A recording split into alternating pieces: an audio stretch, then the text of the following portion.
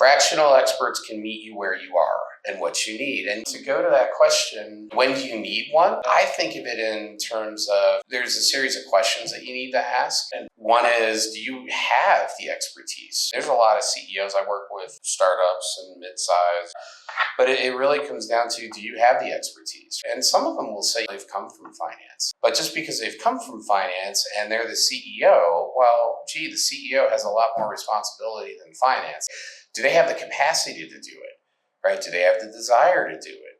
Right? Are they in a position where they can bring in some of that outside expertise or whatever it may be to do it? So I think it's really about asking yourself the questions about why you think you might need a fractional CFO versus, well, gee, I've reached the $10 million threshold.